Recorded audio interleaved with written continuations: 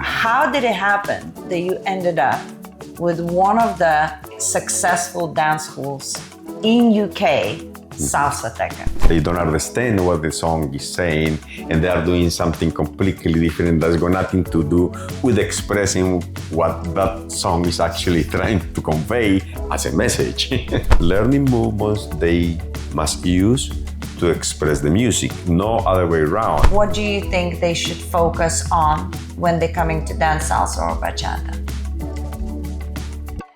Hello everybody and welcome to another episode on the Rasa show. We have a wonderful podcast for you ready and I'm so excited because of course at the Rasa show we have to have somebody special and this man is more than special Thank you. to me and the salsa and in general dance community. Now he is Elder Sanchez and he is my boss. So if you see me being really nice to him, I don't want to get fired for my work. But I would like him himself to introduce himself a little bit more because the way I see him is just a little fraction of what he actually is. So first of all, hello, Elder. Hello, Rasa. Thank you so Sanchez. much. Thank you so much for such a lovely introduction. So Sanchez is Colombian. It is Colombian. So yes. tell our viewers a little bit more and listeners about who you actually are, what you do. Well, I am just one more human being born in Colombia, and I came to England many years ago. And it happened that I ended up doing what I'm doing because I was at the right place at the right time.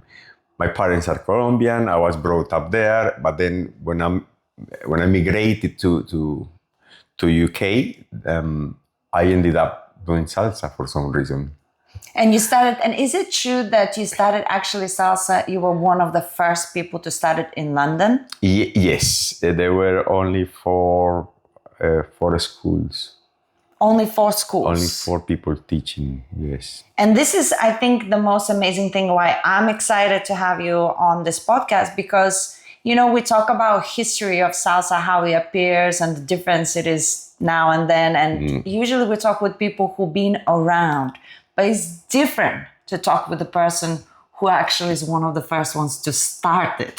That's a completely different conversation. Yeah, yes, yes. So tell us how you actually started. Like, what did you have a club, classes? Was it normal?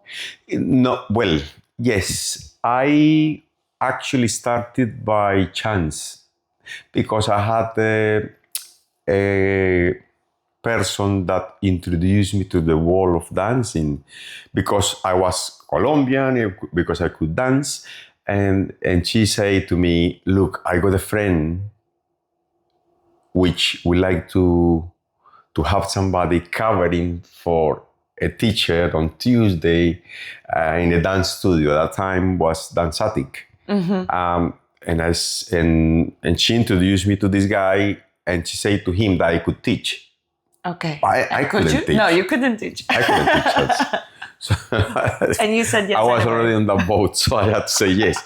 I can teach what I know. So I went. Right. I went to this dance class in Dancetic when at that time it was in Putney Bridge, and I went there, and because they were obviously dancers, they could follow me, right. And all I did was showing them the steps, the little steps I knew. How old were you?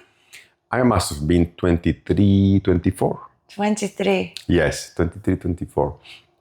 So I was lucky because at that time there were cassettes. So I put my cassette in this, grabadora or whatever portable cassette player. And all I did was to play a song, start showing them the steps, and they started following. And I will repeat the song or I will play another song and off we go again. Wow. 4 or 5 basic steps. And they will follow and follow and follow. And that's what we done. And that was the class. Wow. And then how did it develop of you running so many nights? So it happened by chance because I started, it came to me the idea of that maybe I could really teach this. And so I started a class and I had three or four students. And then I got another venue where I got more students for some reason. Still a mystery, yeah? So it's still a mystery. That's one of those life things. And then I ended up having to get an assistant. Obviously, I had the situation because I was always a social dancer in Colombia, and I didn't know anything else. I didn't know so many movements. And at the same time, when all this is happening, I'm starting this couple of classes. Then I went to Barsol in Covent Garden, and I met one of the hot shots at that time, Nelson Batista. And we became quite good friends. So he is the one who actually told me to the movements as such. And I started working with movements so that I could teach more movements, because obviously people were catching up with the rhythm. And now it was the time where I needed to give them more movements to learn so they could execute them with the rhythm, etc. So basically you were actually progressing yourself as you were teaching the students. Yes. Nelson Batista was a good friend to have, no? Yes. So it actually happened by chance, because he was a serious man. So I was lucky that we got along very well, you know. And it's nice of him to actually pass some sort of knowledge to you, you know? Yes. Because now these days, you know how it's hard. Like you want to learn something, you have to immediately pay money. Nobody's going to share the information for free. Correct. And, you know, back in the day, if you meet somebody, well, actually were very kind people, right? Yes. They were wanting to share and help Everything. and collaborate. Yes. Everything. So was different. how did it happen that you ended up with one of the, I would say, successful dance schools in UK, Salsateca? Because as time progresses, I was getting busier and busier, and I got a partner. Then she will help me with the other level, and obviously 2 levels weren't enough. We were doing 2 hours classes of 2 levels, and this wasn't enough. And then there was still a gap between that level and my level. And we needed to fill up that gap. So we needed to get somebody else. So that will be 3 levels. So 3 hours lessons, 3 levels, 2 hours lessons, 3 levels. And it started developing like that. And then obviously everything was discussed amongst the teachers about this gap between the 3 levels. So we come out with this 4th level. With a 4th level. What was the name of the 4th level? Yes. And where was it most needed? And we found out that it was between the beginners and the intermediate. So you needed this gap was too great. So we needed to fill it up. Reason being, because we always got people who come for first time. A beginner is still a beginner until he knows, or he or she knows all the foundations. So therefore, if you come today for first time, what will you be called? You will be a beginner, but you are absolute beginner now. Yes. Now we call them absolute beginners. We have even more gaps to fill. Yes, as well. Yes, it never ends. Yes, never ends. That's true. And now you have a school, basically for people who don't know, because Elder is being shy. Like I'm asking questions and he's not actually saying what I need him to say. So I will say it for you, okay?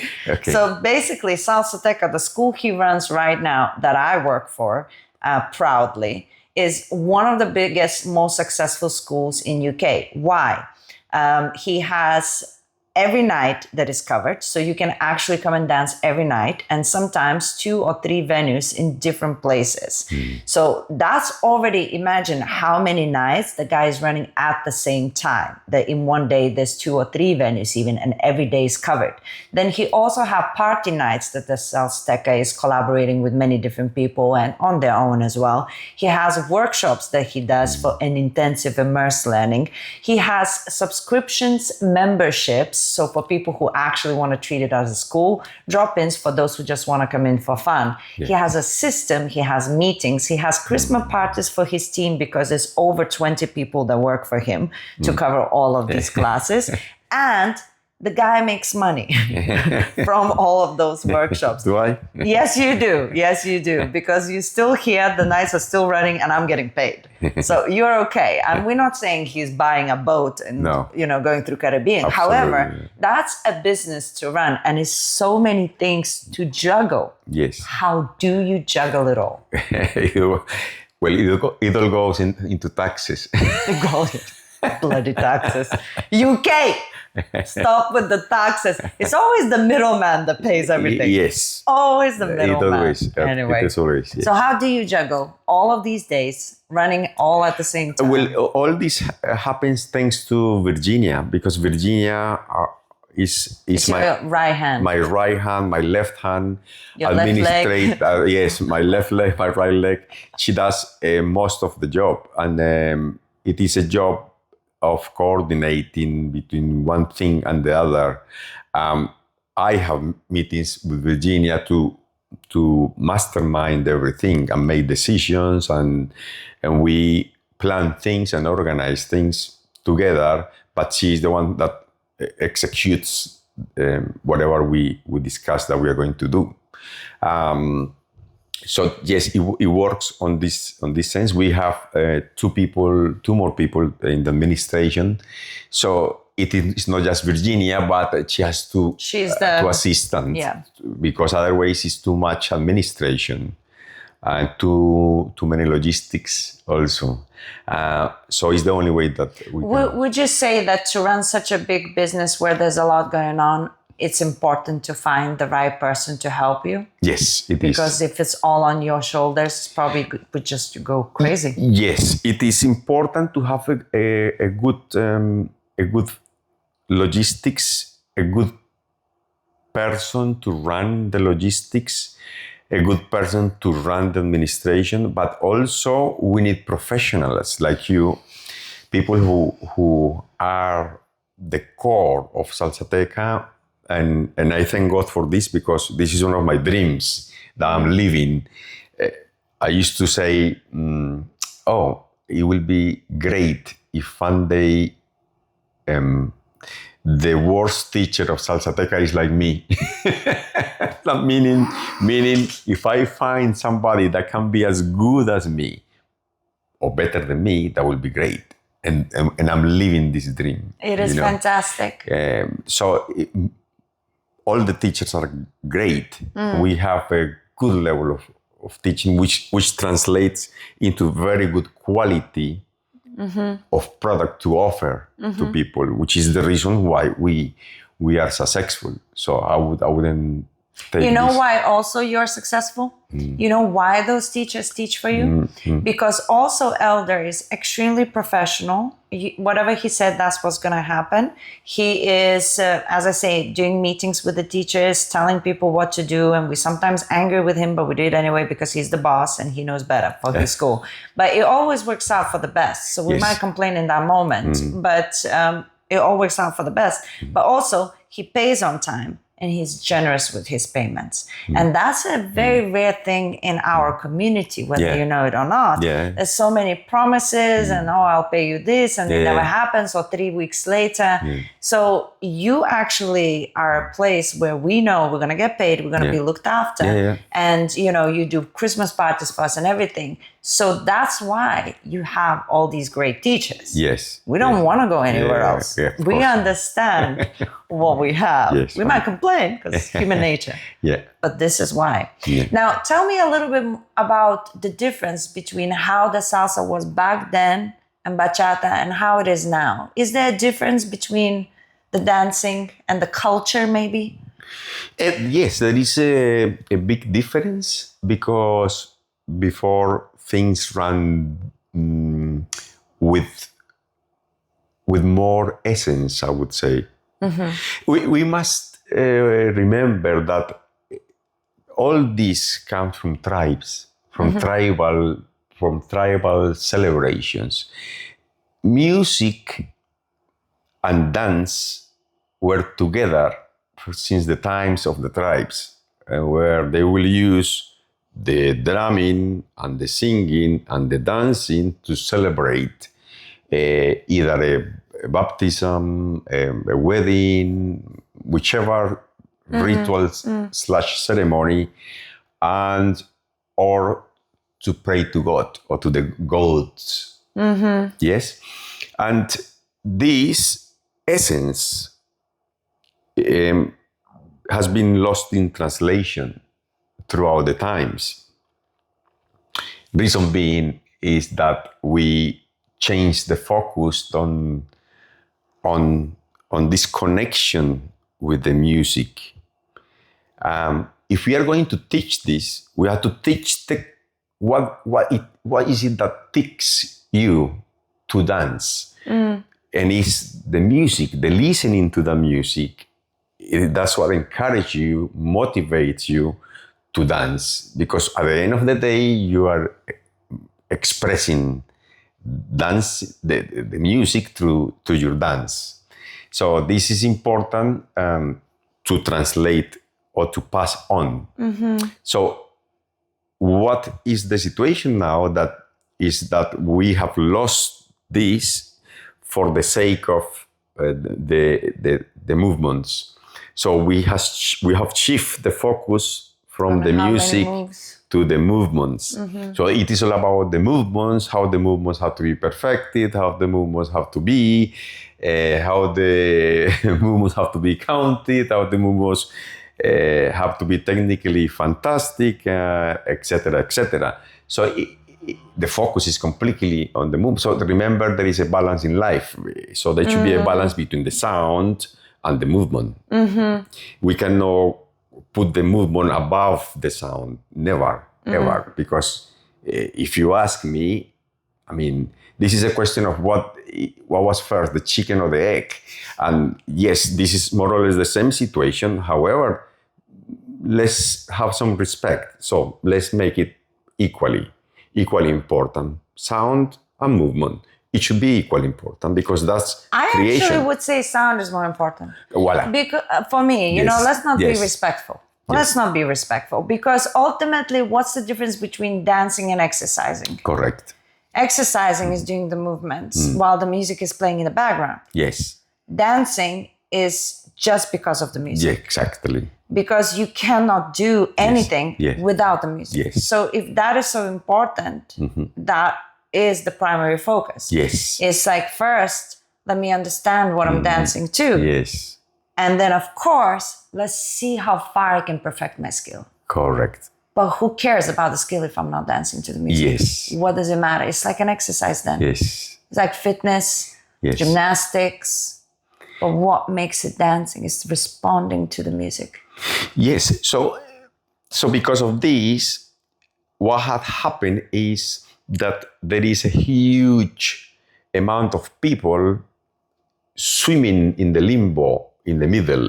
In the middle of what? In the middle of a huge space or gap that we had in the older times. Because in the older times, you have the performers and you have the social dancers over here as a base. And there was nothing in the middle. So what happens is now all the dance schools around the world fill this gap in the middle with a mixture between social dancing and the performing movements. What we teach in the schools is a mixture between social movements and performing movements. And this creates this fulfillment in the middle of the pitch or in the middle of the field, whatever you call it. And because of this is no man's land. So because it's a no man's land, so everybody does what they wants, you know. And what is the situation with this is that you end up teaching movements, thinking the movements are dancing. So all the new teachers come on and say, yes, I'm teaching this movement because I learned this movement two or 3 years ago. And this is how bachata should be danced, you know?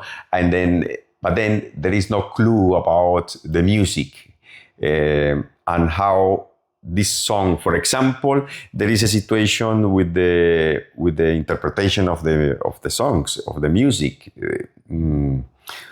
There is songs talking about love, and then sometimes people don't understand. People who teach, they don't understand what the song is saying, and they are doing something completely different that's got nothing to do with expressing what that song is actually trying to convey as a message. Yeah. And the result is catastrophic because you see, this doesn't go. This movement is not expressing what this song is trying to say. And it goes on like that because it's not just the people making this mistake. There's also teachers, performers, dancers, top.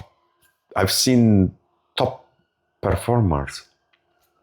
It is a content thing, maybe, for social media, maybe. But you are in the introduction of the song and you are doing The most. all the movements that half of the movements, you know, maybe a third. Yeah. Well, let's be more diplomatic. You are doing a quarter of the movements that you know already in this little introduction of the song, and the song has 1 minute of introduction perhaps, and you are already doing so many movements. Yeah. But excuse me, this song doesn't go like that. You know what I think? For me, that becomes fake. Mm-hmm. You know, sometimes you might watch 2 shows. Yes. And technically, both of them spectacular. Yes. One, you want to cry. Yes. Like, it's mind-blowing how emotional you feel afterwards. The other one, couldn't care less. Yes. And it's because of how they transferred the message. Yes. It was about the message. Yes. It's about connecting with the audience and giving them space. Yes. To understand what they're talking about. Yes. Rather than, let me just attack you with everything I've got. And then we can say, yeah, that was impressive. But do I feel something? Yes. No. I can give you, applauses for being impressive. But do I feel something? No. Yes. Right? Yes. So I've known you for many years talking about the music and musicality, and you bring it up even our teaching. And I feel like I'm getting better as a teacher because I'm reminded of what is important. Do you do anything specific yourself to actually contribute to the people about the musicality? Yes. As a matter of fact, I am starting courses for the beginners where I actually told to them a lot about the understanding of the music is so important, or as much as the movement they're going to learn. Because I say to them the movements are just tools, and they're just tools that we use to express that song, to express the music. So we use, how many movements are there? Maybe 1,000. So how many I'm learning? 20. So I use, how many can I use with the song? 5, 6, 7, 8, 9, 10. So it is important to tell them that they are learning movements they must use to express the music, no other way around. Because what we've been doing is to tell them dancing is this. Dancing is those 10 movements or 20 movements that you are learning. But it is not the truth. It is not the truth. What do you get out of knowing these 20 movements? How many of those can you execute with the music? And let's see. Oh, you can do it with that song. Let me speed up the song, change the song completely, and see if you can still do it. So when you learn those movements, then perhaps I can give you another one so you can actually execute it to the music. And when you done that, that means you are learning to dance. And if anybody can join it, your courses? For our courses, yes, this is for beginners, but I make it dancing for people who must, and they must actually want to learn salsa rhythmically, if you want to call it like that. Because that seems like it's useful for anybody. Even, Yes, you know, it's useful for movement anyone. maybe is beginners, but like Exactly. the information itself, somebody Yes. who is not, I think it's a good refresher even Yes, for yes, professionals yes. to turn up and just listen. Yes. And the rhythmical parts, right? Because we Yes. sometimes know the one, the five or whatever, Yes. but we don't understand the rhythms itself, Exactly. right? Exactly. And when do you have those courses? So we are having those courses at the moment. We are doing on Tuesdays. And from January, we're going to have beginners courses. We're going to have intermediate. We're going to have bachata in February, March. And yes, we're starting with them, running them all over throughout the year. And the information will be on your website? The information will be on the website. So guys, if you actually come to London and you want to, or you live in London and you want to participate, I vouch for this guy myself, and I think I might appear in one of his classes. If I'm free, if I'm free, I'll come. But it will be on his website, salsateca.co.uk, and everything's going to link in the bio. So if you want to check it out, now's your moment, go check it out. And then if it's not there yet, maybe it'll come in a few days. But I have another question. Sure. I love bachata. So before we go, I have to ask, what are your thoughts about bachata? Because you are a salsa guy, yes, right? Yes. So but he has loads of bachata classes because people want them. Yeah. And it's part of our community now. Yes. But what are your thoughts, especially now? Yes. It is a little bit of what had happened with salsa. However, I must say, in the bachata, I have noticed in the classes that people, the teacher has to go more with the music, has to go, you gotta have more ear, if you want to call it like that. If you don't find where this 8 and where this 4 is, you're gonna be in a little bit of a trouble, you know. And the 4 and the 8 is not just important for the bachata. It is also important in salsa. Yes. If you are with the drums, one of the most prominent sounds is the 8 and the 4. And if you know where the 8 is, then you can know when to step on the second beat or on the first beat. But sorry, I went onto salsa. But Stick to the subject. What do you think about bachata? Tell the truth. But bachata. He's being a politician now, you know. Tell the truth. Bachata. I think bachata is a very important Latin dance in this moment because it's appealing for the younger generation, and it's a beautiful music. People seem to relate with this music because it sounds modern. It sounds that it conveys nice messages, romantic messages. Not all of them, obviously, but at least half of them, which is great. And one of the beautiful things about it is that the girls express a lot. Yes. There is a lot of expression for the girls, which didn't happen in the salsa. And this is now changing, but the beauty is that the girls can express a lot more, and they are kind of the protagonist in this dancing of two people. Whereas before, for example, in salsa, it was the leader or the male who was the protagonist. Yes. You know, yes. So this is the difference, and that's why bachata is important and is being successful. Okay, and one more question I have. Okay. So if you could leave this audience who's watching and listening with few tips on what do you think they should focus on when they're coming to dance salsa or bachata, what should be the main focus? What are the things they should focus on when they go to classes? What do you think they should focus on? There are a couple of things that are very important when dancing, when learning to dance, and it's your center. People are not centering, so the most important is to center within yourself, because a lot of people are not confident when they come to learn to dance, because they don't know what they are learning, they feel nervous, etc., etc. What a good point. So the centering is essential to me. You go within, and then you go to your core, you center, then you can tell from that moment whether is it the left or is it the right that you are using, is it forwards, is it backwards, what is a diagonal, but because you are centered. But What a beautiful way to put it. If you are not centered, you cannot tell left from right. And this becomes a disaster. I'm stealing this from you.